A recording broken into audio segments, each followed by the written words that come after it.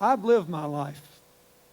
And I lived my dreams. And I grew up in America where there was a strong and swelling middle class, and every poor person in this country thought that their kids could get out of poverty through an education, through a job, and through the future. We're still first in the world in percentage of people who start in higher education, but who quit before they get four-year degrees. Why? Because of the cost, and because the Pell Grants and the credits for tuition and the loans have not kept up with the cost, and people quit over and over and over again because they say, I can't borrow any more money, I'll never be able to repay it back. It happens over and over again.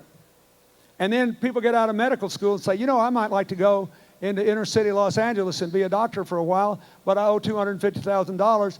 I'd better do a residency, become a specialist, just so I can pay my debt back. You all know these stories. You get out of UCLA, you say, well, I might like to go into South Central LA and teach school for a couple of years, but I owe too much money, right? Okay, now, the most important thing that this Congress has done for your future and all the people who will come to UCLA after you is to revolutionize the student loan program, and most students don't know it. Here's what the law does. And I want you to think, the reason I'm telling you all this is because it could affect their election, because remember what I told you. If young people vote in the same percentage of the electorate they did 2 years ago, all the good guys win. So listen to me. Listen. Here's what the student loan reform does.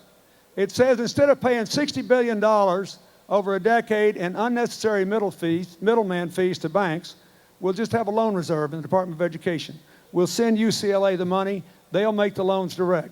The loans will be cheaper. And the most important thing is this. I want every one of you, nobody will ever again in the United States ever have to drop out of college because of the debt burden, because you will have a legal right to pay this back as a small, fixed percentage of your income, however small it is, for 20 years.